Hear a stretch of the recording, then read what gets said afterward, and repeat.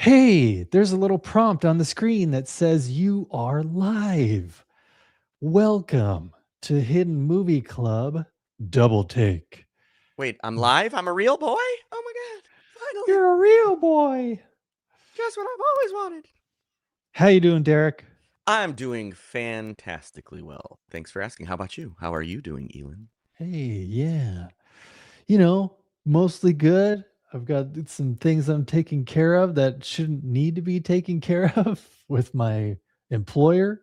But hey, everything else is doing great. I'm great. Kids started school again last week. So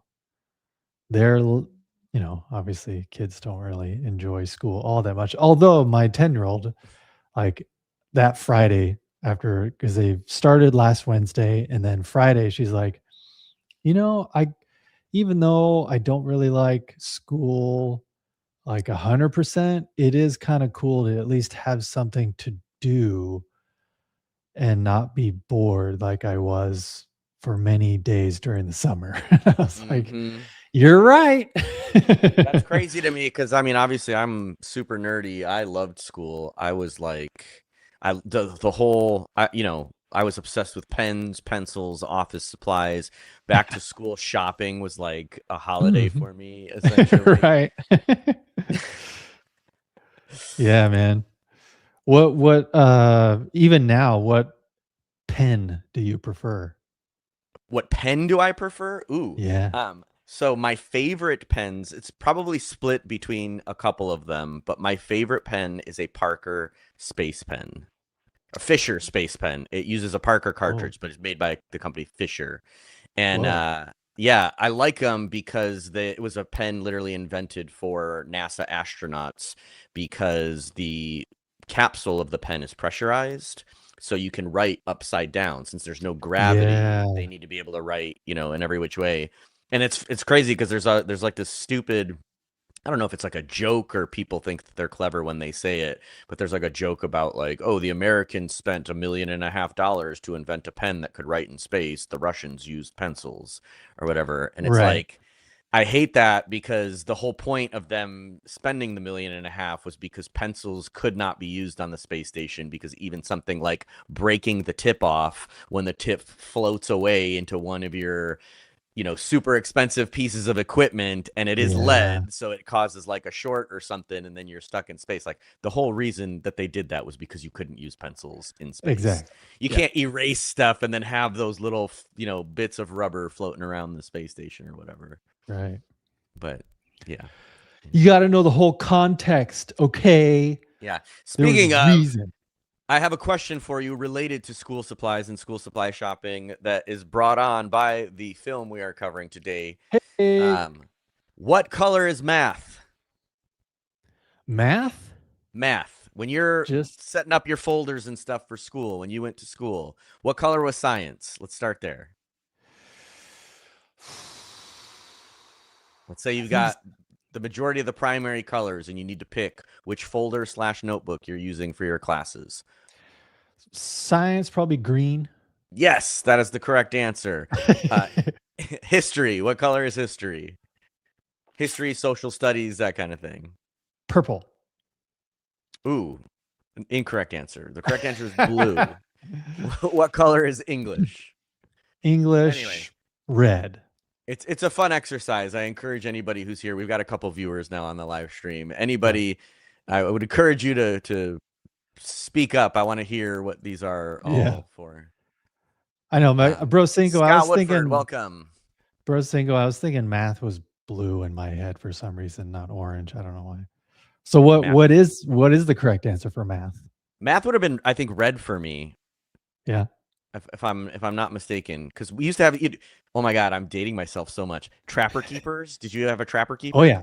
Yep. Okay, so like the trapper keepers came with I think 5 or 6 folders, and there was red, blue, orange, yellow, green, and I want to say black.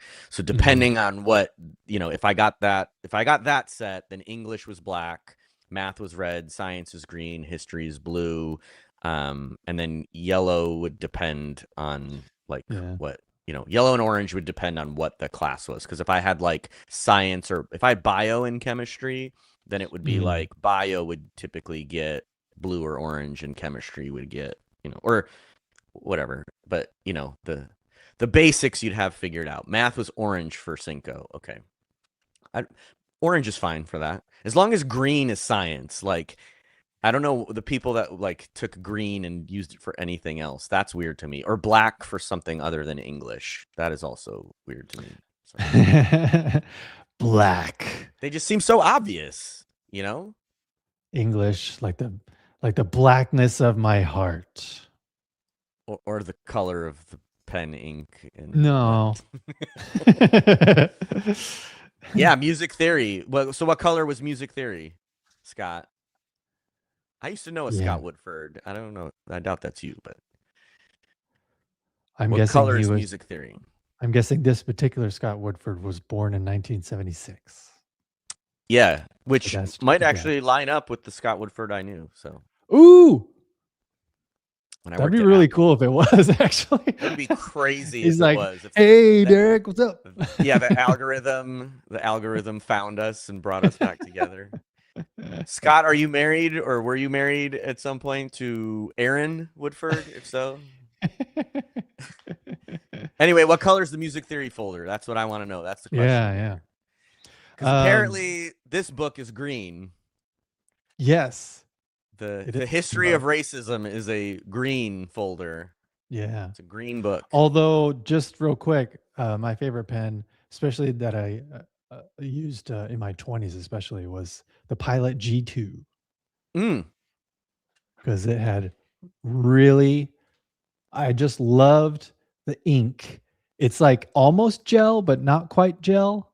You Exactly. mean this pen? Yes, the Pilot G2. One of Only my pen I faves. use. Sorry, I thought you meant like my nice pens. Mm, This 100% is the only like disposable pen to use. Period. Period. I would agree. I have boxes, literally like the full boxes. So there's what, 20 of them in there, in Mhm. black and in blue. It's the only pens Kelly and I use. You're 100% correct in that. Yes. They write really well, because it literally is the closest to the space pen, because the Mm. gel ink doesn't need to be pressurized. I mean, it kind of is, but it like fills in with air behind it, so it's always Yeah. pushing that little stopper up. So nice constant flow. Nice. Cinco, that is a lie, because if you did, you would know it's called a quill, not a feather. That's funny, actually, too. I used to do, my brother and I used to be really into comic books, and I was the inker. So we would use Mm. like India ink with sometimes calligraphy pens, sometimes just like the, what are they called? Oh my God, I can't believe I'm drawing a blank on it. But they're like technical Mhm. pens Oh, that you'd yeah, have yeah. to refill the ink on them. And sometimes we would use a quill. We would have, like, if there wasn't a fountain pen that was like the right shape, you just use a quill and just literally cut it to the shape that you want. You could Whoa. use it. Yeah, we You did still all have that those fun comics? stuff. Ooh, I doubt it. I have all my old comic books, and I probably have some of the sketches that my brother and I did, but I Yeah. doubt we have the actual, like, and we never published them, so it was just like the Bristol boards with the Mm. comics like on them, with the, I mean, we inked them, and my brother would draw them, I would ink them, I would do the lettering. I got really into calligraphy because of pens and stuff like that. So Yeah. anyway, now we started off on a tangent this time. Hooray for us. Yay! Hooray for us. Anyway, Elon, we are talking about Green Book, a 2018 film by Peter Farrelly of the Farrelly brothers, which blew my mind to find out that That's what one of I the was guys that did wondering. Dumb and Dumber is the same Exactly. guy that did this movie. Yeah, that's the first dramatic film ever done by one of the Farrelly brothers. So Peter Yeah. one of the two. But it is a film about a working class Italian American bouncer slash employee of the Copacabana who becomes a driver for an African American doctorate pianist as he tours the deep South in the 1960s. And it's based on a true story. I don't know if we'll be able to do this or not, But it's something maybe as we talk about, I have some audio of interviews between Doc Shirley and Oh. Tony Lip. Mm. Um, and I think they're really, really fascinating. I have some clips that if we can get them up, I would love to play them. If not, maybe we can post them somewhere else. But there's articles and stuff about it. So this is based on a true story between Yeah. them. A really interesting kind of caveat to this is that Doc Shirley's family, the brother and sister that he mentions in the film that he's estranged from, and the rest Mhm. of his extended family denounced this movie immediately when it was first put up for production and then eventually released, saying that it is entirely a fabrication and that Doc Shirley and Tony were never friends. It was purely a business relationship. However, after they sued the filmmakers Mm. for essentially the movie to be taken down. They also sued a couple other places that kind of had mentioned the friendship between them. Mhm. And these audio clips from these interviews came out that essentially corroborated everything that the movie talks about. Essentially, Nick Wow. Vallelonga is the real life son of Frank Anthony Villalonga, who is the basis of this movie. Tony in the movie is Tony Villalonga. His Mhm. son was a co-writer on this film along with Peter Farrelly and Brian Hayes Curry. And these interviews basically essentially like verified the information that they had put into the film, and both Viggo Mortensen and Mahershala Ali used those interviews as kind of the inspiration for the sound and the voice of the character. Yeah. A ton of the stuff that I read about this was that people like a lot of reviews said that it was two caricatures of people that lacked all the nuance of what people are like in real life, and then you listen to the interviews and it's like, no, that's exactly who they were, like Yeah. down to the accents. Mahershala Ali's accent isn't as pronounced. The Mhm. real Doc Shirley had like a much higher pitched voice, so I'm glad he didn't try to put on like a voice for it. Oh, But okay. the mannerisms and kind of the affectations that they use are very, very similar to their real life affectations. So I thought that was an interesting thing right from the get go, that this movie Yeah. was deemed controversial because the family kind of was like, that's not how it happened at all. And then it turns out, yeah, that is pretty much how it I happened. wonder why that is then. Like, maybe because they didn't want to be put in like, shed in a negative light like they were in the movie because they were estranged? I would imagine so. I think the estrangement probably has a lot to do with it. I'm not going to speak on their behalf or anything, but it Yeah. seemed like in the kind of the references that I read surrounding that, that it was partially because they didn't want to be portrayed in the negative light, like you're saying, and they felt that like that they had done a disservice to their family member, to the real Don Shirley, which I don't really understand, but they stuff basically claimed that he was portrayed as an elite that was like out of touch with the rest of their community. Mm. And they said that he wasn't like that at all, and I think the reality is probably like somewhere in between there. And then also, I don't know how much truth there is to this, but I'm going to repeat it with the caveat that I don't know how true it is, so as not Yeah. to perpetuate kind of misinformation around it. But it seemed like they were upset because there was multiple films being made at the same time about Doc Shirley, and Oh. they did not get any sort of input into those films or monetary compensation for being mentioned in those films. And the filmmakers in both cases, one of them was actually a documentary, which this is actually another little fun fact. The day after this film was won Best Picture for the Oscars, the documentary about the Green Book aired the literal next day and got a ton Mm. of buzz because of the Oscar nod from this movie. Yeah. Um, the productions had no idea the other existed. It was not planned at all.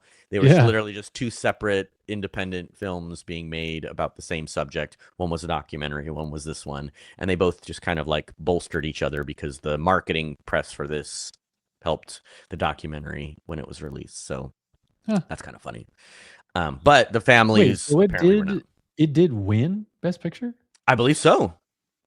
Oh man, I Peter didn't. Farrelly did not get nominated for Best Director, and I think Mahershala Ali won for Best Supporting Actor, but Viggo Mortensen did not win for Best Picture either. Wow. See, doesn't IMDb usually have Yeah, awards? Where's the yeah. awards Best section? Best Motion Picture of the Year. Yeah. Oh, there you go. Best nominee. Yeah, yeah. Viggo Mortensen was nominated but didn't win. Yeah, he did not win though. Yeah, And three then Oscars. They won 3 yeah, Oscars that year.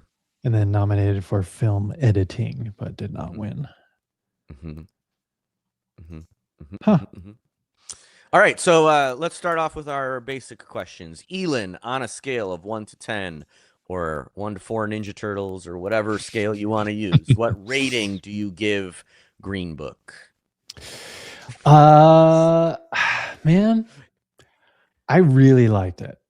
I love it when two powerhouses like Viggo Mortensen and Mahershala Ali are sharing so much screen time together. Because a lot of times, if you have two phenomenal actors in the same movie, maybe they don't really, they're probably not in the same scene all that much, maybe a small percentage or maybe 50% of the movie, whatever.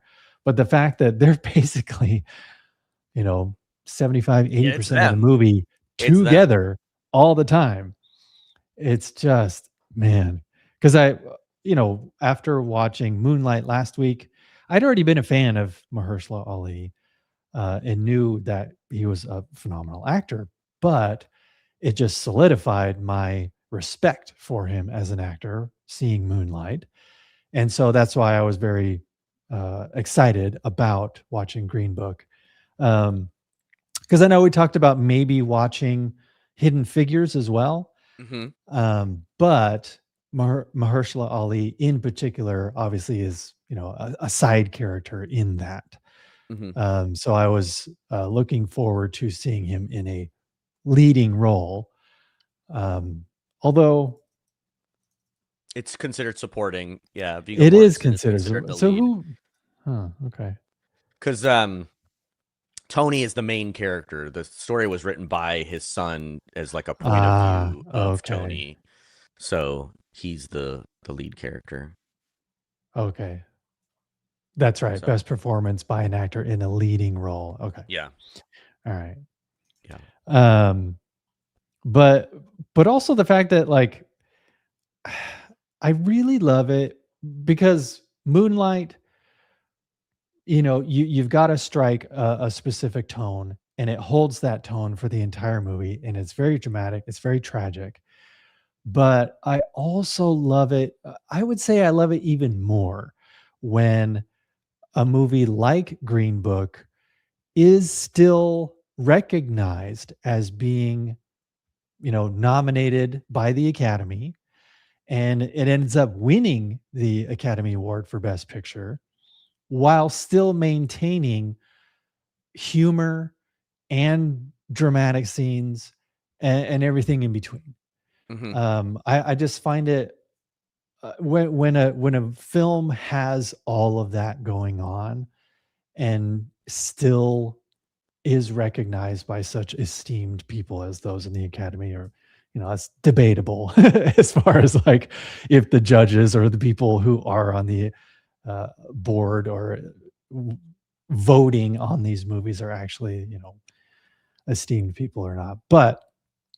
Um but yeah, I really love it when it can kind of hit all those beats, and it's not just heavy the Mm-hmm. entire time. Mm-hmm. um because typically, yeah, your Oscar winning movies will be dramas.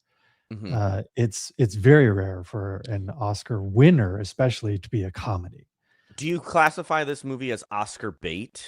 because that's a lot of the criticisms that I saw Mm, about this movie was that, unlike Moonlight, which Moonlight tells a very real story by people, Barry Jenkins actually grew up in that area. It's told from the mm, perspective of real people. That this movie is kind of like a, I think somebody in one of the reviews called it baby's first racism story or something like that, because they said that it's essentially Oscar bait because the characters are very much caricatures of, racism tropes, and that the situations that yeah. they put on are very like overt racism, and that it's very safe in that stuff. So first of all, you still got to answer what your rating was, but then I'm Oh, curious if you yes. feel like it's if it's considered Oscar bait, and if Moonlight is something that I think, or that you think, I guess is the question, does it strive for more than something like this movie? Um, yeah, I mean, it's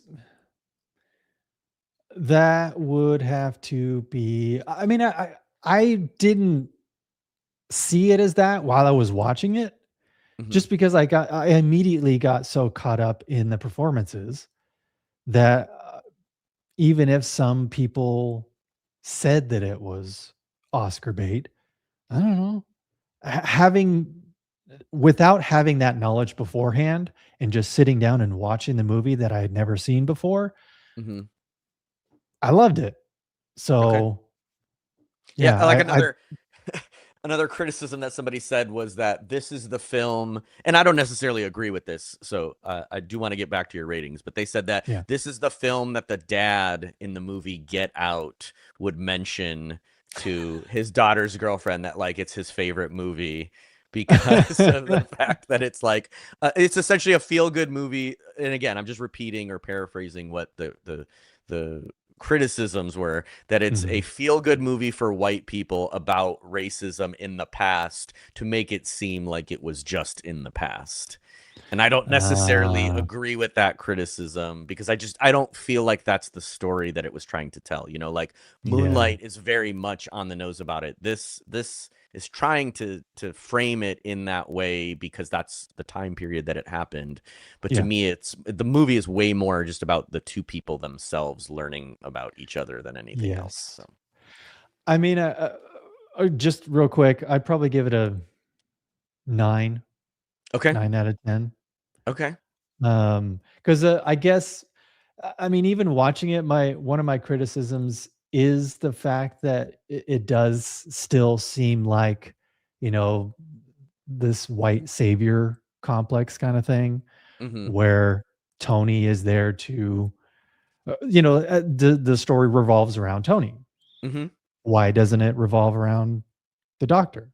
mm-hmm, Um, because, that's probably gonna get, unfortunately, it's probably gonna get more butts and seats when it comes to, theater screenings and everything, mm-hmm, if it's centered around a white lead character. So yeah, as I mean, even though I enjoyed the hell out of the movie, when it was all said and done and I was sitting there watching the credits, yeah, it did cross my mind. I was like, I loved it, but yeah, it's just another story where some white dude is kind of helping somebody and, literally beating people up and watching over him and being the hero, basically. mm-hmm. Isn't the inverse Um, kind of true though too? Doesn't Doc Shirley kind of save Tony a little bit? You know, exactly. Yeah. So teaching him this, about how to be a better, more open person, more educated, more, in tune with the world. yes, I would say so. So yeah, that's why it was just like a small criticism that just kind of crossed Okay. my mind, but it still didn't like, you know, suddenly make me think that, oh well, shit, now this I'm going to give this movie a 7 out of 10. Mm-hmm. I still really enjoyed it, and I'm just a really big fan of Viggo Mortensen. Um, I'm a huge fan of Lord of the Rings, but just talk about, somebody who inhabits a character.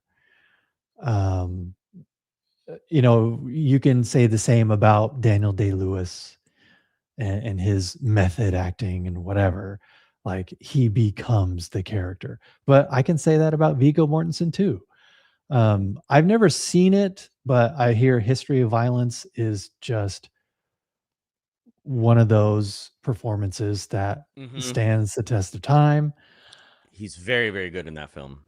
Yeah, and what, Eastern Promises, where he's like some Hmm. Russian dude Hmm. with like tats all over his neck and face and stuff, and like does the Russian accent. Like, yeah, I would put Viggo Mortensen up there with Daniel Day Lewis, even though Viggo Mortensen hasn't, won as many Academy Awards, but whatever. Hmm. Um, but like I just really enjoy Viggo Mortensen, and but not only that, like because I've watched the appendices and all the behind the scenes stuff of Lord of the Rings several times, and it's just he's Viggo Mortensen is not just a phenomenal actor, but he's just such an incredible person. And the stories of everybody else in the Lord of the Rings cast talking about Viggo Mortensen and how he gifted all the cast so many amazing things, and all the like stunt people that are there in New Zealand. He even, I think he learned how to do a haka because of all the New Zealanders that were in in the Nice. crew. And he would um greet everyone in the cast by like touching foreheads and stuff. And there was a story of like he did it so much that he would have a bleeding forehead because he was just going around to all the crew just being like, I am so thankful for your help and what you do, and like don't don't think that you're lesser than us just because you're part of the crew and not an actor or whatever. And like he's just such an amazing dude. So, how do But you feel about him using the N word? Because there was some controversy around this movie too when it was yeah, released that during a press tour he used the N word, hard R N word. I mean, it's the time period, and it's I mean, I No, I guess mean they this is did. outside of the film. This is like he used it during the press tour, like in an interview. Oh, he did. Yeah, yeah, Oh, and so the he got a lot of flack for that. I think there's a let me see. I think it was like Complex. Oh, Hollywood Report. Yeah, yeah, Complex. Okay, this is the one I read. yeah. There's some Hollywood Reporter articles, Complex articles about how he used the N word during a press junket when asked a question by France 24. So if you want more info on that, I kind of feel like that people weren't listening to what he was saying and got caught up on the word that he used because he literally Sure. was saying that it doesn't matter if people use that word. Not that it doesn't matter if people use that word in that word is not offensive. But his point was that just because people don't say the N word doesn't mean that those people aren't racist. Like society has Mm, basically made the use of that word unacceptable, but that just means that people who are still racist like kind of keep some of that to themselves but mm, still exhibit racist behavior even to this day because some of the criticism that the movie got was that it and I don't necessarily understand it nor do I agree with it, but some of the reviews that I read were saying that it's one of those movies that's like, oh, we solved racism by putting a black man and a white man in a car together for the whole movie. yeah, It got a yeah. lot of comparisons to Driving Miss Daisy and Mm, films like that that also got similar criticisms that they're not nuanced enough to deal with the conversation in a serious way or whatever. And his point was that no, it's we're not saying that we solved racism or whatever because obviously mhm, racism existed then, and his entire point was that it still exists now but that people use different vocabularies. There's a lot more dog whistling, there's a lot more subtle racism that people don't necessarily see, and frankly I feel like some of those criticisms in a way are a little bit racist because they come from a very privileged place. yeah.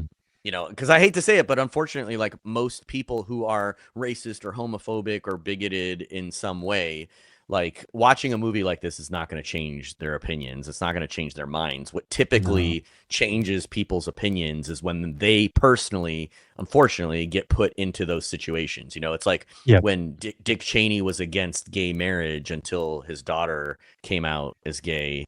It's like, you know, oh, now all of a sudden you're an ally because it's personally affected you. And that's kind of what this Yeah. movie was saying, is that like Tony had to be personally affected by this in order for his opinion to change. So Yeah. I don't know. So a little odd to me, but you said nine out of 10. That was your rating. Yeah. And so overall, you like the performances, you like the movie. Criticisms were mostly just in what were you saying again? Like summary wise? I don't know. um, Because I really only had two. I would say that if I was going to give the movie a rating out of 10, I would say I would give it an 8.6 yeah. or so. And the two main things that I would say kept it from being like a best of all time film for me are, one, the CG. The Mm. CG really took me out of a few of the scenes. I appreciate what they were trying to do and how they were trying to do it, but it took me out of the movie a couple times. So I didn't necessarily like that. Well, Eh, we'll definitely have to get into that later then, because I'm curious which moments those are. Okay. And Yeah. then the second one was that I guess partially kind of what you said. So maybe maybe this will remind you of your remarks or whatever. Mhm. But the fact that it's told from Tony's perspective, Mhm. I think really cuts out a lot of the meat that could have made this movie. But again, I don't know how much I can fault it for that, because Yeah. I don't know that the movie, because racism still exists, I don't know how well it would have been received if it was something as dark as, say, Moonlight. I think Mm. because again, a lot of the criticisms that I got or that I saw from people about this movie were that there's very little nuance to the characters and that they're caricatures. But I also had the same criticism for One Battle After Another. Have you seen that movie? No. So, One Battle After Another, like Eddington, there's a lot of movies that deal with politics and racism, in that a lot of the characters are caricatures of what you would typically consider a racist, or a black person Mm. experiencing racism, or a leftist, or like a young, progressive protester or whatever. Like, and unfortunately, unless you want to make like a 4 hour long movie that delves into all, like, I mean, if you consider Moonlight, for example, I think it's really, really cool that we saw Moonlight first before seeing this one, because I think there's a lot of parallels, but the approaches are wildly different in both. And the fact that Yeah. Moonlight, when you think about it, really only deals with small snippets of three distinct time periods, whereas this film has to deal with an 8 week span essentially, Mhm. and the before and after context of that 8 week span. So unless we wanted to make this movie 4 hours, I think you kind of have to generalize a little bit and just Yeah. introduce these characters as a little bit exposition heavy, like, hey, Dr. Shirley is a doctor, he's a musician, whatever, let's just run through his thing so that he's kind of like the white guy, black guy, Mhm. and Viggo Mortensen, and they kind of have that conversation in the car at one point, that he's kind of more black than Dr. Shirley is Right. because he's poor. And ultimately, I think that's what Betrays is not the right movie, but I think that setting up the conversation as more of a racism conversation, although really does speak to it because it's based on that Green Book, which is a real book that unfortunately had to exist for people Yeah. during, that time period when Jim Crow laws and segregation was still legal. Mhm. I think it kind of betrays the movie a little bit, because really ultimately what they're saying is it's a class thing. Yeah. It's a rich versus poor thing that manifests itself as a racist thing, and Mm. Dr. Shirley obviously throughout the movie goes to these very wealthy people's houses, which, don't get me wrong, I don't think that it's lost on anybody, but I don't think that it would have made sense for the movie to beat people over the head with like hey, guess what, not only are these rich people, but he's playing in a former plantation house, and Yeah. he's and the people working the fields, when their car breaks down or whatever, oh, they stop to look at, like, I think it did enough of that to not have to beat people over the head to try and make Mhm. the point, and it Yeah. didn't need to go in depth to something like Moonlight. I Right. think it would have hurt the movie more if it had done what Moonlight did and really delved deep into the everyday, life, or the everyday realities of people. Mhm.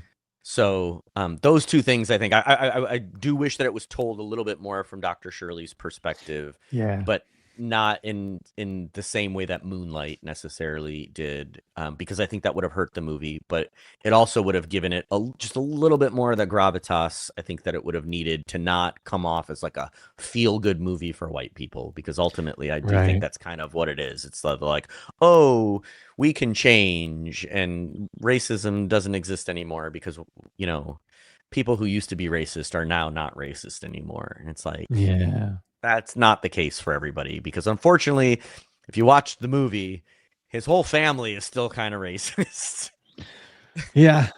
you know? Yeah. So, Because I mean, yeah, the as soon as he gets home, they make one uncle or something makes a mhm. derogatory, you know, statement about the guy who was driving around. He's like, yeah, don't call him that. It's like, Yeah. Yeah, exactly. so, yeah. Exactly. Because again, Exactly. that guy didn't personally have a relationship with another Mhm. black man. So, Mhm. yeah.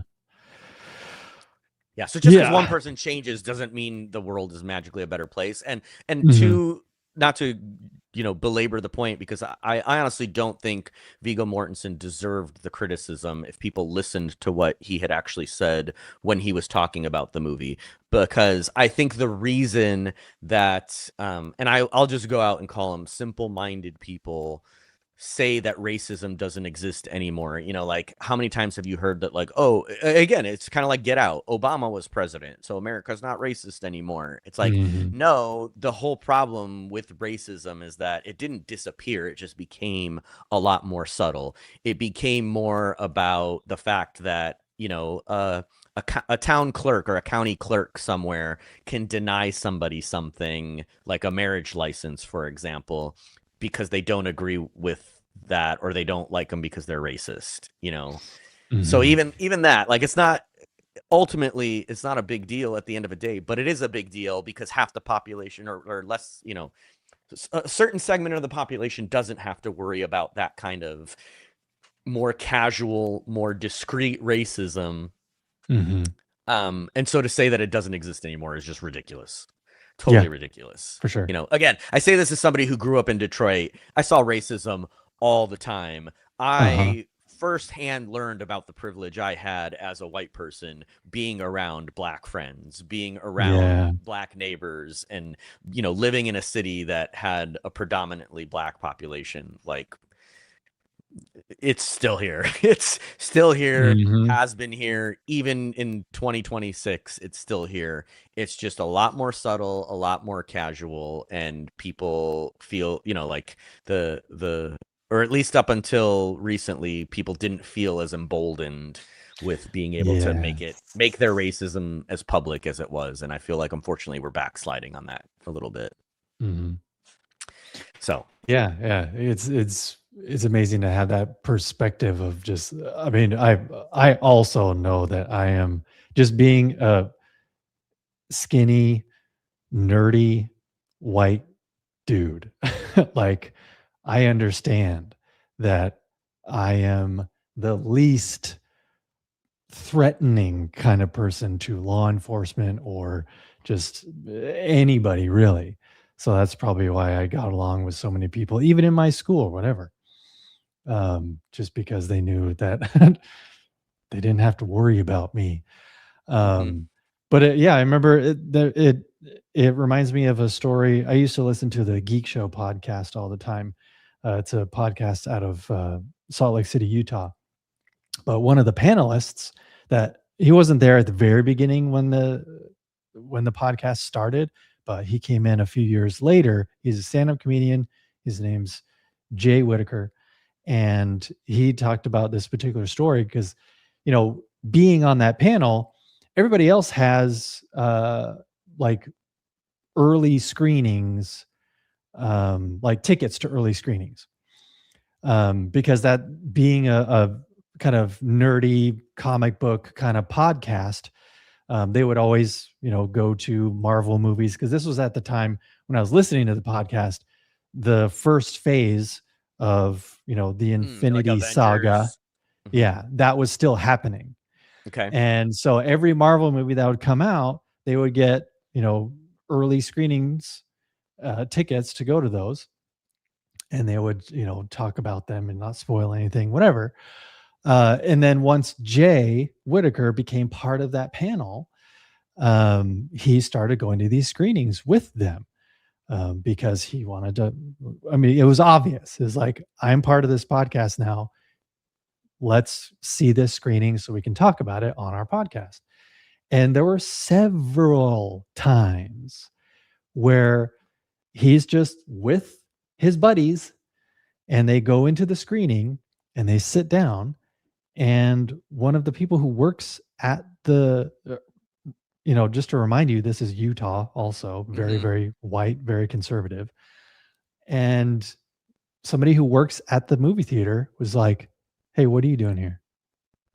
And he's like, "What do you mean?" He's like, are you supposed to be here? How did you get in here?" And he's like, "I'm with these dudes." Like That's just that. crazy. Something Well, that dude, seems like so uh, simple, it's mind-boggling just how racist people can be. Ryan Coogler, I don't know if you've heard about this story, but Ryan Coogler, the director of Black Panther and Sinners Oh, and some of those, yeah. he went when Black Panther blew up, he went to the bank to cash his check, That's his first right. check from Marvel, and the bank teller called the police on him because they didn't think that a black man would be able would be able to Mhm. cash a check or would have gotten a check to cash for it. And the worst part about it is that even after the cops came and did all that, it happened again for Sinners at a different bank. At a completely different bank, they had to do like a whole background check on him to get the. So it's like, again, the For point. Sinners? It's Yeah, like, yeah. couldn't at that point, couldn't he just be like, "Don't you know who I am?" Yeah, well, Like, he could have said that for Black Panther. I think he, in yeah. fact, did. I think he was like, "I am literally the director of Black Panther." And that movie, didn't that movie like get nominated for awards? It might have even won some awards when it I was think it was the released. only I'm pretty sure it was the only Marvel movie that got nominated for Best Picture, if I remember Yeah, so correctly. there you go. There you go. Um, I mean, he had that levity already there, or not levity. What am I thinking of? Gravitas? Yeah, yeah, he already had the credentials necessary Yeah. to push back on it back then. So the fact that he was doing it now, and it's just crazy to me, that kind of stuff for people to say that the racism that doesn't exist Have you is nuts. ever It's nuts. I'm assuming you've seen him speak in interviews and podcasts and all that Hmm. stuff, Ryan Coogler? Hmm. Hmm. Guaranteed, guaranteed, it's especially these bank tellers, guaranteed it's because he grew up in Oakland and he has Yeah. a Oh yeah. very thick Oakland accent, Hmm. like streets of Oakland Hmm. accent.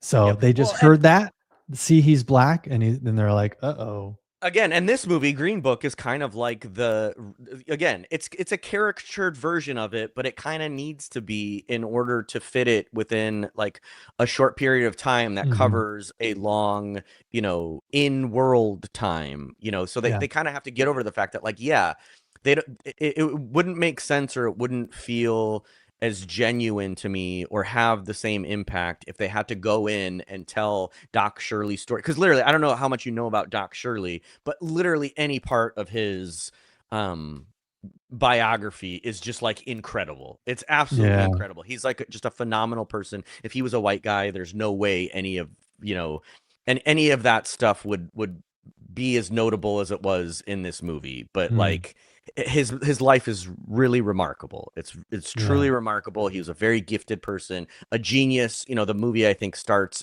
with a quote from Stravinsky about how Oh, much of yeah. a genius he is, and there's, I mean, it got to the point where like I forget which paper it was, but it was like uh, his obituary literally stated that he essentially was his own genre of music.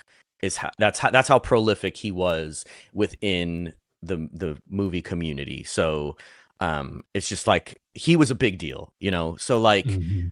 they could have shown a bunch of different ways and things, and instead they just chose to have Tony meet him at his house, literally sitting on a throne with all this fancy stuff around him. Like, got it? Is everybody caught up? Doc Shirley is an incredibly, impressive person who has a long storied history of academia and musical, or being a musical prodigy, an academic and Mhm. musical prodigy. Okay, like let's just throw that out there. Now everybody is on the same page. Let's continue the story, kind of sort of a thing.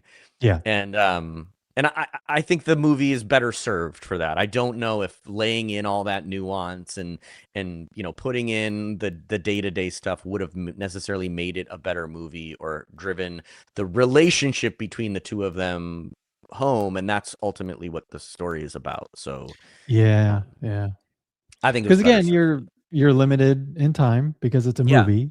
I mean, I could definitely see, they would obviously have to delve a little bit deeper if they were to make this into a series. Hmm. Um, but yeah, it's you can only go so deep when you've Yeah. got, Well, and 2 hours. I get that people are upset or that they didn't like the film because of that. Because when you have to do that, then all that stuff, the old rule is show don't tell. If you want to drive Mm, a point for something, show don't tell. But like you can only show that by putting those characters in certain situations, and so having like that character in that situation, or in those situations over and over and over again, just to say something, it ends up being that the movie has to rely on exposition. A character just explicitly has to yeah. say like, oh, Doc Shirley is a doctor, and they kind of show it when he's like, "Oh, I'm looking for a doctor, but this isn't a hospital." Like, hey, yo, gabagool, Right. or whatever. Like it kind of has to be heavy-handed in that to make that point, because they can't spend that much time on the movie and then still have the story that they're trying to tell. Is it perfect? No, but is it good enough? I think so. And again, I'm Mhm. saying that from a very privileged perspective. Maybe somebody who's black, or that, had family that struggled during that time, or that is still experiencing racism today, might have a different view of that. But I think for me it's more about the intent of what the movie is trying to say, and the intent is the story that happens intimately and interpersonally between those two characters, not so Yeah. much who Tony is necessarily and who Doc Shirley is. So that's what I have to say about that. Yeah, you know, obviously Mahershala Ali is giving a phenomenal performance as just somebody who is very, um, not privileged, but, like, just very highly educated and, Hmm. has just a Intellectual. a a manner about him, sophistication, and, um, but at the same time, uh 'cause I was just waiting for it because 'cause I'm like, you know, this is phenomenal acting, but I really wanna see the scene that really brings out what Mahershala Ali can bring to a performance. And sure enough, Yep, I know exactly it's which one. yeah, it's when The he's ring. saying, like, I'm not black enough, I'm not white enough, I'm not man enough. So tell me, Tony, what am I? Or Hmm. who am I or something. No, he says Um, what? And actually, I think that's one of the most yeah. heartbreaking things, is that in several places he doesn't refer to himself as a person. He Mhm. refers to himself as like a what, a thing, whatever. It's like, oof. Yeah, Yeah. Cinco. The scene where they wanted him to use the outhouse, and then they're like, "We'll wait," like because he says he's going to go Yeah. back to the hotel. I'll be honest with you, that kind of like infuriated me. Again, I kind of get it. It's part of the point of the movie. The fact that he was willing to drive back after that is like, Mhm. "Ugh." Yeah. It's like, don't don't give in. Just Yeah. mm. Yeah, but honestly, like again, that's kind of the point. I, I'm not. I'm comparing this to a completely benign version of this. I'm not saying that it's anywhere near the type of struggle or whatever, but it's like with not buying stuff off of Amazon. I think officially I'm out of options now. Groove Mhm. now officially distributes through Amazon as well. I don't know any other movie houses that What? distribute outside of Amazon. Yeah. Groove officially has like an Amazon storefront now. And when you go and buy Blu-rays off of Amazon, you'll see there's a thing that says, what does it say? It's like fulfilled by Groove, fulfilled by groove.com or No whatever. way. Yeah. Yeah. So Well, all that to say, what about when you're getting it from the actual Groove website? they still ships through Amazon. All their warehousing, as far as I know. I mean, if that's not the case, if there's somebody from Groove out there that wants to comment or whatever, or Yeah. Grove, however they say it, if that's not the case, then I would love to be proven wrong. But as far as I can tell, they're fulfilled by Amazon because they're now using, they ship their materials to Amazon warehouses, and then Amazon handles the fulfillment through Groove. Huh. So, in any case, my point being Yeah. was I literally don't have any options. So, Mhm. to take it back to him, like if the options are that you don't make money at all, that's his job. His job was to play for those people, and he was making obviously really good money at it. If the option was to Yeah. not play that, that's a hard decision to me. And it's like my decision now is do I have to stop collecting movies and buying physical media because of my aversion to Amazon?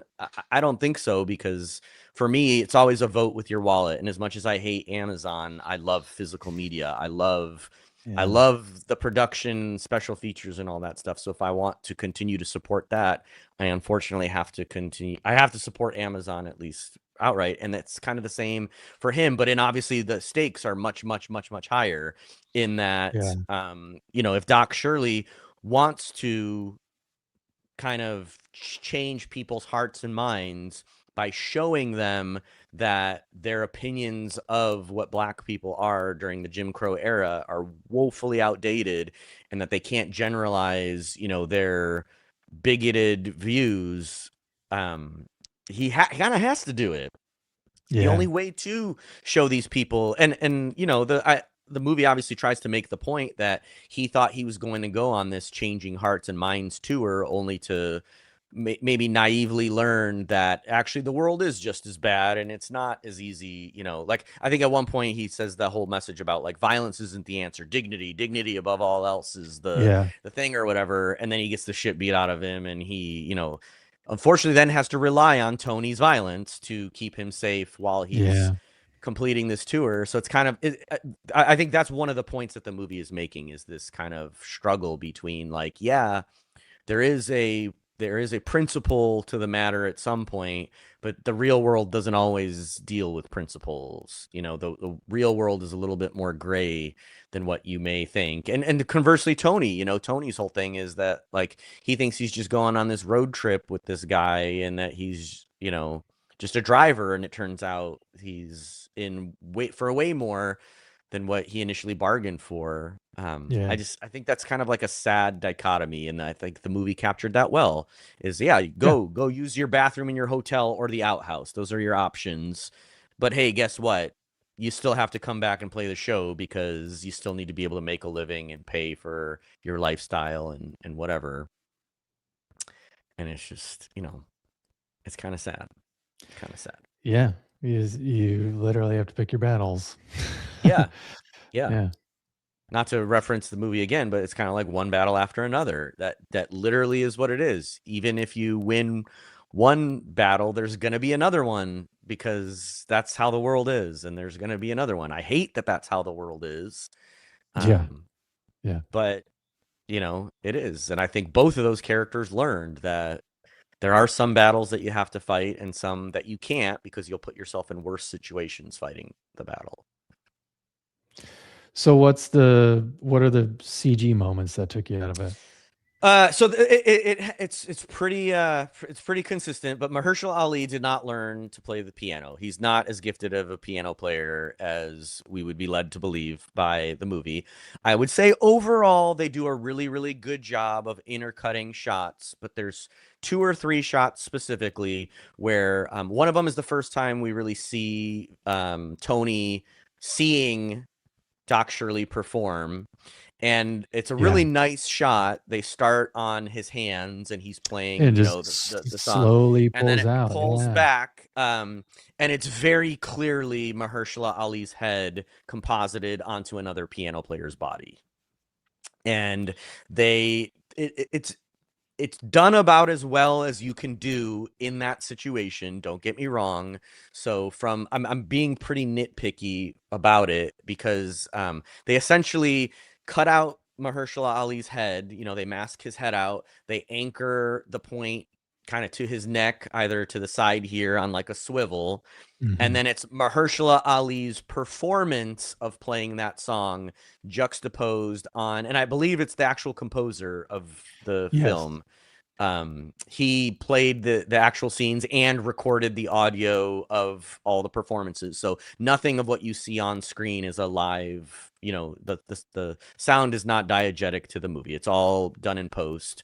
Yeah. But the head on a swivel on somebody else's body gets really apparent in a couple places when he kind of like bends his neck in a way that's not Mm. possible, and like parts of his neck cover up the collar of the shirt. You know, like it's a very obvious like cutoff line where the mask ends. It's literally his Mm. shirt collar, and sometimes it like crosses over and they kind of have to, you can tell somebody had to like erase and roto that to fix where his neck bends down and stuff. And it happens a Mhm. few times in the movie. There's that one, there's one of the other concerts, the scene where he's in the bar playing on that old piano with the jazz band in like the black bar, the I forget what it's Yeah. called. The the Um, orange something? yeah, yeah. That's the scene I'm talking about. I don't remember what it is, Yeah. but Yeah, exactly yeah. that. And they basically had to use that same compositing mechanism in all three of those. Essentially, any scene where it shows his hands actually playing the music is Mahershala Ali's head just stuck on top of another person's body, and it Mm. really took me out of, you know, even just for a split second, but it took me out of the movie because I was like, oh man, because it's the shots themselves are really nice. It's like beautifully laid out. Yeah. It's really well done. I love the kind of juxtaposition of him in the front with like the other musicians in the back, because on one of them you see, you know, the trio band, and then Yeah. the other time it's in the Orange Chicken, it's the black band, you know, the house band for the Yeah. bar or whatever. Right. And so that like juxtaposition is really cool. I get why they wanted to have that scene where you can see him playing and see his skill on display with the difference between the people in the background. But it just I wish it didn't take me out of it. I wish it didn't take me out. How far away do you sit from the TV? Do you even know? Pretty close. I mean, we have a pretty big TV, and our couch is, I don't know, maybe 10, 15 feet away from the screen. So, I did like a whole thing to make sure that the viewing angle basically puts the entire screen at the limits of my field of view. So the center of Hmm. our couch is the sweet spot, and I sit a little bit off from the sweet spot, but Yeah. it's the majority of my field of view is taken up by the screen. I mean, sorry, just not to get too technical, but I'm just curious because I'm gonna follow it up with my setup because I didn't notice it as much as you did. Mm. Uh, so what brand of TV do you have? I have a Sony television. Yeah. Uh, it is 4K Dolby Vision, OLED, so the kind of the Yeah. whole nine yards. Um, and I have all of the like motion smoothing and all the other features turned completely off. I actually set it up based on a calibration from another user on avforums.com Mm. that kind of had the same setup for the movie. And then on my Apple TV, I have content and frame matching turned on, so it plays at whatever is the recommended stuff, but with all the motion smoothing turned off. Right. So I believe it was playing at 24 frames a second, Yeah. with none of the extra blending or upscaling or anything like that. Yeah. Yeah, because I don't have any of that shit turned on either because I hate it. Yeah. I think it's some of the most useless TV tech that's ever come out. Hmm. Because yeah, it makes it look so much less cinematic. But I've also got the Samsung Frame TV, Mm, so it's not nice. technically OLED. Um, so yeah, the blacks aren't as black. But I'm also sitting, it's about 13, 14 feet away, and it's up above my fireplace. Okay. And Wait, I'm what using size? Because like relative size seven, is more important than yeah, physical size. it's But 70, I think it's the 75 inch okay, so or 75. 77 or whatever Samsung sells. Um, but also I was watching it, I rented it on Fandango at Home, aka Voodoo. Um, so I don't know, maybe all So those your so factors. your your recommended viewing distance for a 70, you said 70-inch TV? 75, 77, something So like that. 75-inch TV, you should be 6 to 7 feet away from the TV to see it in your full field of view. Yeah, so I'm pretty far away, and I know that, Yeah. like, Well, and to be honest with you, I think the reason that I noticed more than anything, it has nothing to do with like the frame rates or the colors or anything like that. It's yeah, that the head becomes very floaty. mm, There are angles that the head moves that like a person just naturally wouldn't move their head in. And yeah. honestly, I could be wrong. I just don't think I am. I don't think I am that I'm pretty sure Mahershala Ali is not Oh, no, playing you're the right. piano. 'Cause I bring this up because I did look it up, because I Mm, was so enamored with that first shot that mm, starts on his hands and then slowly pulls out, that I thought he really was playing. So then I looked yeah. it up, and then that's how I found out that they, pasted his face Yeah, on the actual performer. if I had to guess from a performance standpoint or a production standpoint, my guess, because I did read somewhere after we watched the movie that the composer, quote unquote, taught Mahershala Ali how to play some basic piano moves. Yeah, And I don't think that that's from a their goal was not to teach him to play on a technical level. Their right. goal was to teach him how a piano player moves. Because unfortunately, most Yes. movies where you see somebody pretending to play an instrument are fucking terrible. As a musician who plays guitar and has played the piano, I hate in movies, especially when it's about a musician, where Mhm. somebody is playing an instrument and you can tell they are not playing that instrument, not because whatever, their fingers aren't moving, but because the rest of their body doesn't move the way that a musician plays that instrument. It just Yep. doesn't. And especially for piano players, a lot of the times when somebody's faking it, you just see their arms moving kind of back and forth. But piano players don't play like that. Their whole body is into it. And Yeah. so on these scenes, there's like a stiffness to it where you can tell they needed Mahershala Ali to really like move. And there's, again, it's Yeah. it's incredibly well done from a production perspective, because they did have to obviously give him some stuff, because there's scenes where I just think it would be impossible, a piano player playing at that level, like especially when they're hitting like those major notes, your whole body moves forward. And so Mhm. they had Mahershala Ali do those same movements so Yeah. that when they cut his head out and pasted him on the guy, it would feel like he was doing that same motion. And Yeah. 95% of it looks great. It looks beautiful. It matches. But then there's the 5% where like his head just kind of is like floating and you're like, ah, Yeah. shit. And God bless whoever was the rotoscoper that had to, make sure his head tried to fit, because I'm sure that there was probably parts where the actual musician had his head straight forward, but Mahershala Ali for the performance had to turn his head a little bit to look at somebody or whatever. Mhm. And again, turning your head and playing is not the same thing as being forward and playing. So it just, Yeah. there's like a slight mismatch. There's just a mismatch to how the rest of the body reacts, how the neck turns and stuff, and it stands out. It's very floaty and just kind of like all over the place. I think now that I'm thinking about it, I just, having played the piano for so many years, I think I was focused on the hands and Oh, I'm not as sure. not as focused on the face. So that's I'm probably sure. why I didn't notice as much.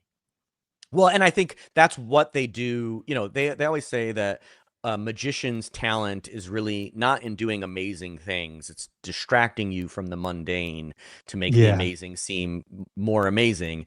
And I think Mhm. that's kind of like this same deal a little bit, um, in that the way that the shots are framed do draw your attention to his hands more, and Mhm. that's where the illusion breaks, is if you stop focusing on the hands for any period of time, it gives up the ghost, and you do kind of see, you kind of see that it's not that exact same way. Oh, Yeah. Well, Derek, the magician here. dude, I used to, as a kid, I used to do magic and stuff all the time. The Prestige is one of my favorite movies of all time because of the fact that it's a fantastic movie that also really, really plays with the idea of what it means to be a magician and all that. Right. Hold on, I want to find this shot because I'm gonna point it out. Which one? The first one?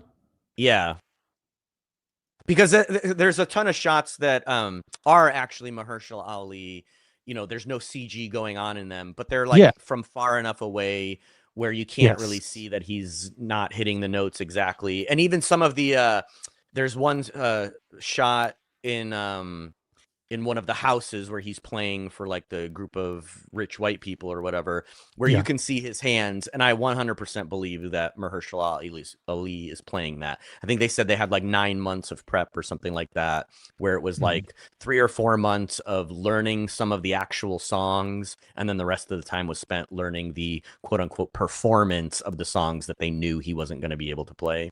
Yes. Um, 'Cause that is what I read when I was, doing the research, like, "Did he really play that stuff?" And that was one of the things they, hit upon was that Mahershala Ali did so well at basically miming mhm. what his, uh, coach was doing, to try and teach him how to, actually perform on a piano. Yeah. So, yeah, A that hundred makes percent, sense. and it is really, really well done. Again, I'm we're really picking some nits here to say, and it's only because of the fact that again, his head moves in a way that just physically doesn't make sense with the rest of his body that I even Yeah, noticed at all. yeah. I'm trying to get a still frame, but Google's not being very helpful. Oh, no. Are Yeah, you I might have to actually see if I can go to my little archive here and just pick it out from the movie. archive? Anyway, Beep, boop, boop, bop. that's my biggest criticism or whatever of the movie. Oh, I'm at the scene. Okay, I might be able to actually Yeah. find this. I know because then it gets into this territory of like, well, why didn't you just do the typical, um, particular shots where you just can't see the hands Hmm. or, that kind of stuff? Why did you take the time to have those shots that you were forced to do that CGI to make it look like Mahershala Ali was actually playing? Why didn't you just stick to the traditional, you know, the stuff that most directors would do if it's not like an actual trained pianist? So Yeah, here, like this is. it's debatable. I wonder if I can. I wonder if this will work. We'll see. Let's let's see if this works. Present. Da da da da da da. This shot.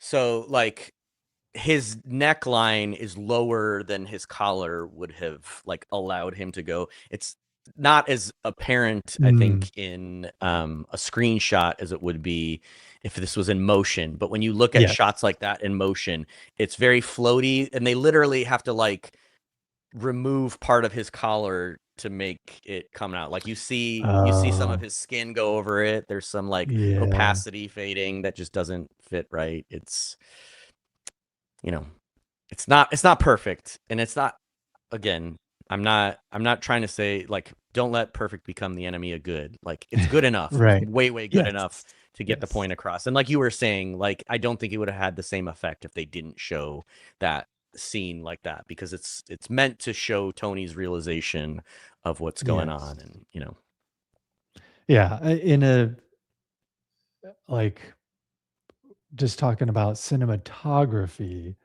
I get it. Like, mhm. it was necessary. So Yeah. Actually, I do want to mention the cinematography in this is actually, I think, a little underrated. I didn't see very many comments about the like technical level of some of the cinematography in the movie, but there's some really cool like aerial shots of them driving and like just yeah. some of the setup shots. And I absolutely love, one of my big things that I look for in movies all the time. We've talked about this a little bit with regards to Road to Perdition and some of the other movies that we've covered. I love when directors use on-screen proximity to kind of mirror proximity between characters and like what their Mm, relationships are. yep. And one of the things that I really like about this is when filmmakers use a widescreen format and really stretch the characters like to the edges of the frame. I love Yeah. that. And this movie Yeah. does that in a bunch of different ways. There are several shots where the whole frame, like I just imagine the discussion we had about pan and scan and like, what, how they had to fit movies. Brad and I talked about it a little bit during our Yeah. episode a little bit too. Um, but when it would literally be impossible to make like a pan and scan frame of a widescreen shot because there's information that's like all necessary and all important. Mhm. I love those kinds of things, not because I, just objectively or kind of dismissively hate pan and scan, but just because it gives that cinematic quality. You can only Yeah. get that when you see the full frame itself, and they do that a lot in this movie. So I really appreciate a lot of the work that they did in that. Yeah. Speaking of back in the 90s, did you always spring for the widescreen Oh yeah, editions? 100% widescreen or the double-sided discs. Yes, exactly. I Yeah. did most of my watching on movies on my laptop at the time, and I had a widescreen laptop, so I wanted to get Mhm. as much of that as possible. Yeah, man, And I was yeah, like you. I was 100% widescreen, and if yeah, if for whatever reason, like, say I went to Blockbuster or something and they only had the full screen pan and scan version, I'd just be like, pass. "Oh, wait." Yeah, I was a purist because for me, with anything, it's not necessarily that like 4:3 is a worse aspect ratio than 16:9 or 9:5 or whatever IMAX uses. It's mostly about intent. I want to see it the Mhm. way that the person that made it created it. So if Yeah. they planned to do the movie in widescreen, and again, like this, if the movie really makes use of widescreen because that's how they wanted it, then that's how I want to see it. I don't want to see some third party variant of, that somebody came in after that. It's the same reason why I don't like upscaled 3D movies. If a movie wasn't planned in to be in 3D, I Yeah. typically don't want to watch the 3D, post scales or post what do they call them, post, you know Post-production. yeah, whatever the word that I'm looking for, meaning that if they made it 3D after the fact rather than Yeah. it being filmed in Yeah. 3D, I don't like those. So I typically will not watch movies unless there was great care put into that conversion, because I can Yeah. definitely see, that sometimes you can't film a movie in 3D, but maybe it makes sense to convert it into 3D afterwards. Like Jurassic Park. Yes. Yes, the amount of care that they put into Jurassic Park. 2 thumbs up. Phenomenal. Really, really well done. I tried because I remember you told me about that documentary, like, or not documentary, but like featurette, Hmm. about the painstaking lengths that they went to convert Jurassic Park into 3D. Because I own Jurassic Park in 3D, but I put it in my uh, 4K player, and this message popped up that said your TV doesn't support 3D, and I was like, but I just want to Uh, watch the featurette, not the uh, movie. So that yeah, kind I of mean, sucks. essentially for something like that, they literally took the entire movie, every single frame, and created 3D models of every single scene. And then they're Wow. projecting the frame onto the and again, I'm not talking about just for the dinosaurs or just for the actors. If you can see it in the shot, it got modeled in 3D. And Dang. it's incredible. It's so painstaking. Wow. It's so like detail oriented. I mean, I'm sure that there's like, books where there's probably like a book on a shelf somewhere that they just like, okay, it's a rectangle, that's good enough. But Sure. for the real like meat and potatoes, most 3D movies that are, I don't want to say upscaled because that's not the right word. What is the word that I'm thinking of? Post processed? Maybe there, but there's a term that people who don't like this style of 3D movies, there's Ah. like literal websites all about this stuff or whatever.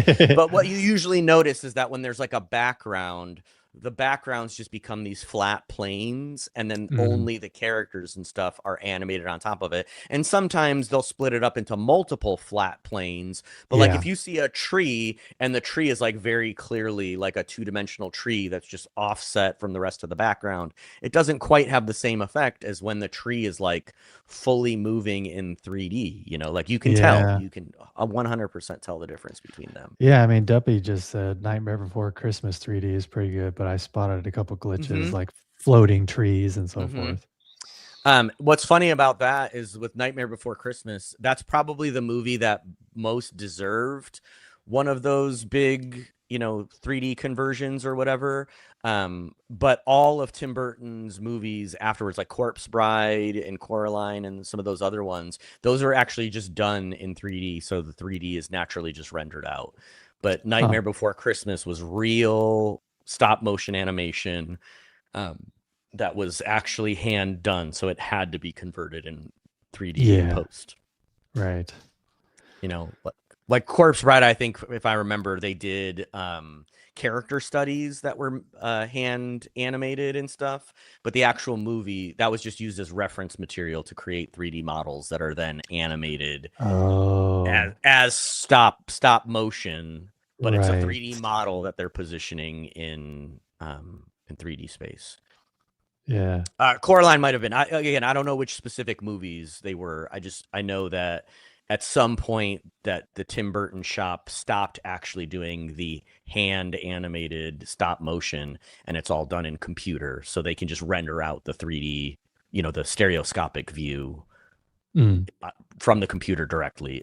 There's no post production that has to be done or post conversion that has to be done in order to make the 3D movie for that. As far as I know, Leica Studios that did like Kubo and was it 7 strings or something? Hmm. Um, as far as I know, they still do their stuff like handmade or They as might. puppets. I mean, obviously nowadays CGI is going to sneak into even a production like that in some capacity.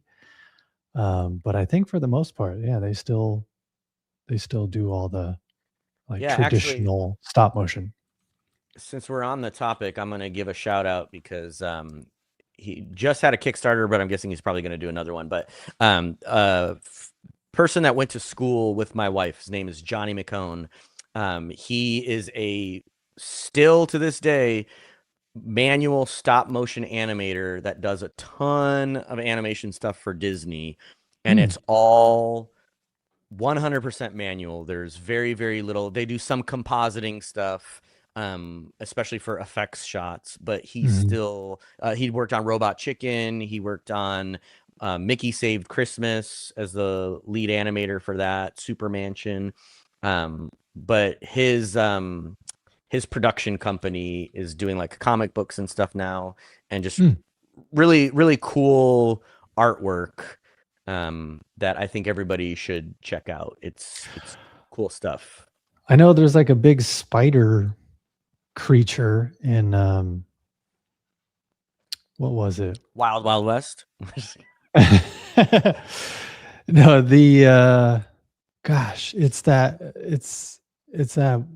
Star Wars series that came out not too long ago with a bunch of kids. It's like Goonies in space, basically. Oh yeah, yeah, yeah. The something crew, skeleton crew. Skeleton Crew, yep.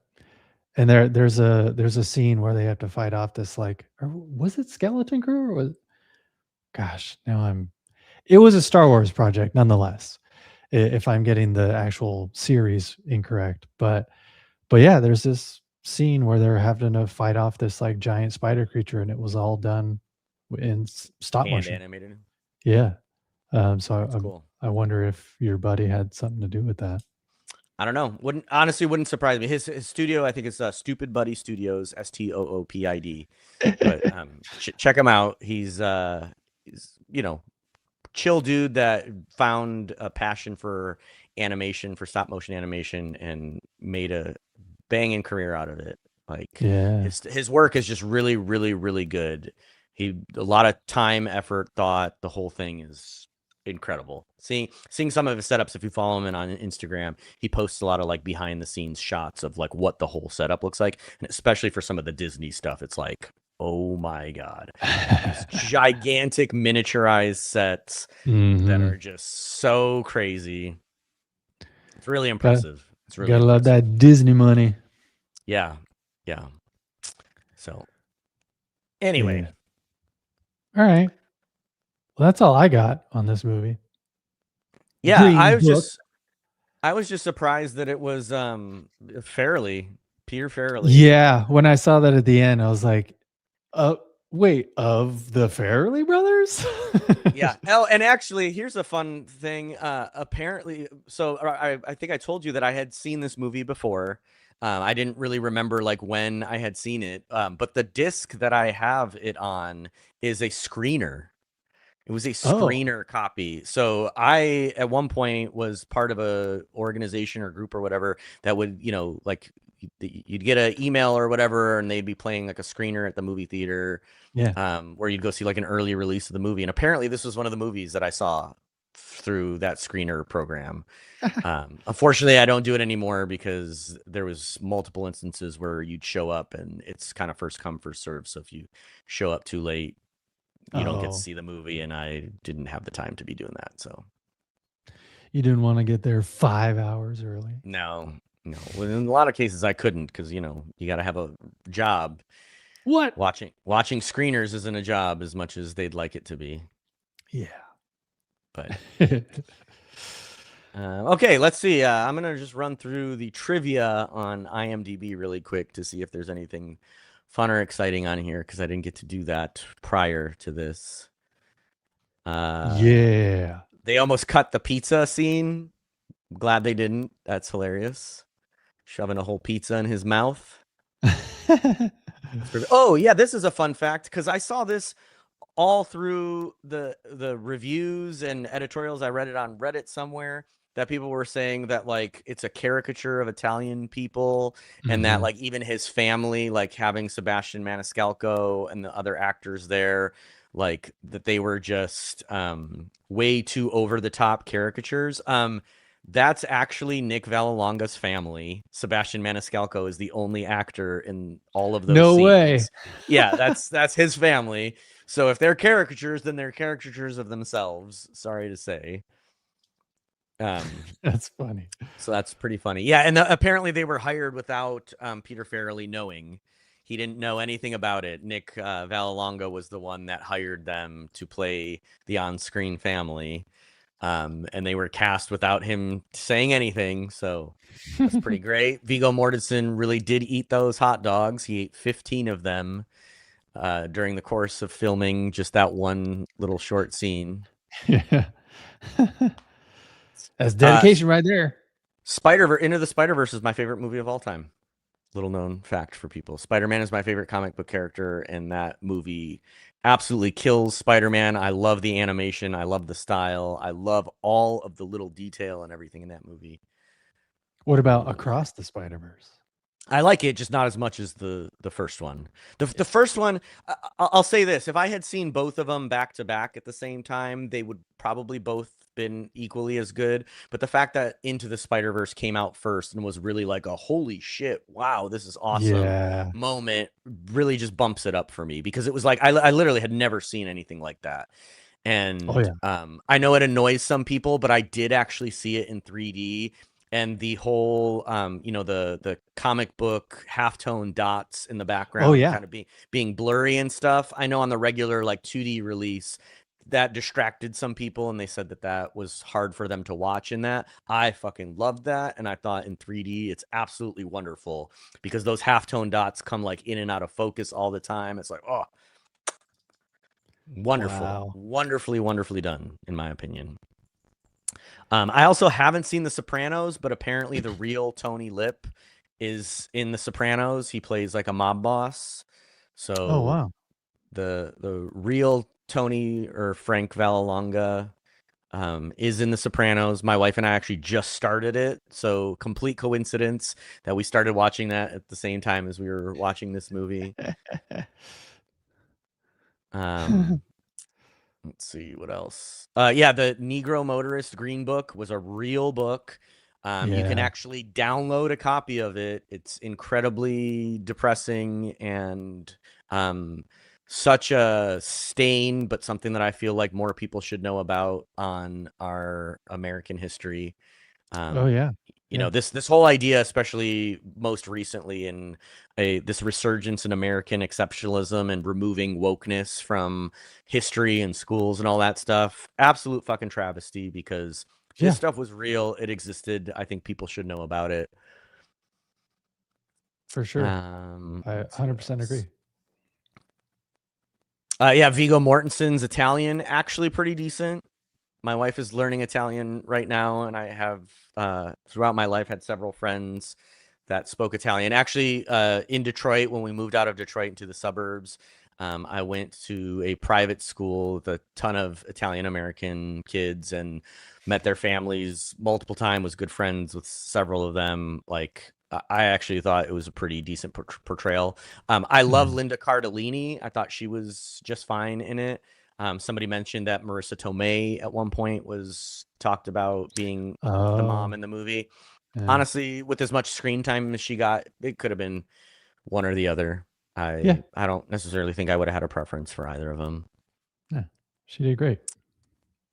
Let's see. Mahershala Ali said that Peter Farrelly is a first-time filmmaker with 25 years of experience because of his experience with only filming comedies. Right. Pretty funny. Pretty funny. Okay. Okay. Zing. Let's see what else. Yeah, I mean, I don't see very many like shocking facts about this in the production stuff. Yeah. Shocking.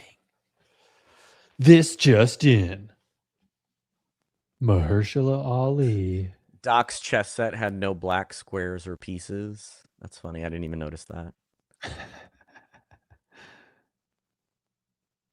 Yeah, so anyway, I will end on this then. If you're interested in this film at all, and it's something that you want to kind of do a deeper dive into. I was disappointed a little bit that the disc that I had, I just ordered the 4K one from Groove. It didn't come in time for Yeah. this. But if you watch the disc, I'm very disappointed that much like the Coen brothers, the Farrelly brothers don't ever do commentaries from what I can tell. So Ah. there's no commentary for Green Book. The special features are pretty limited from Yeah. what I was able to glean. So if you're interested in any of the like history of the movie or the production, there's some really great interviews with some of the cast, Mahershala Ali and Viggo Mortensen especially, including the one that got Viggo Mortensen shit on because he used the N-word. those are pretty good. And then Deadline has an article that you can go, and unfortunately, because of the lawsuits, the Doc Shirley interview clips were taken down. So the Deadline interview only has Tony Lip's side of the interviews, but you Huh. can actually hear in their own words them talking about the experience of the 2 months where they were on tour together through the Deep South. A lot of the stories that they tell are directly shown in the movie. Again, albeit a little condensed and maybe a little sanitized.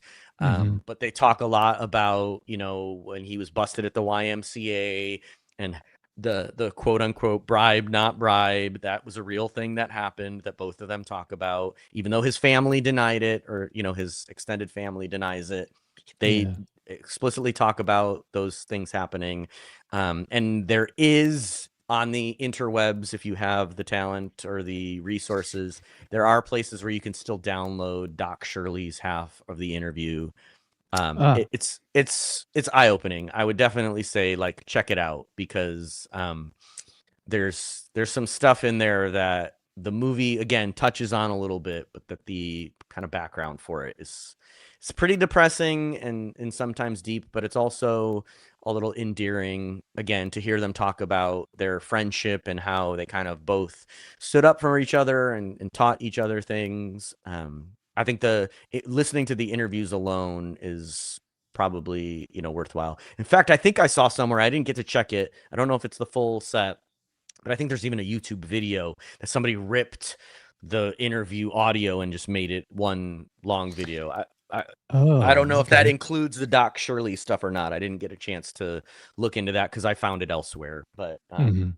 again, you'll be able to find it online if you look hard enough, if you're interested in it. But it's pretty cool behind the scenes look at like what the real story was with these guys, and I think it's pretty cool. Pretty cool. That is pretty cool, Derek. Well, thanks for joining us, everyone who is still with us. As always, if you are not already, join the hiddenmovieclub.substack.com newsletter every week. It's free.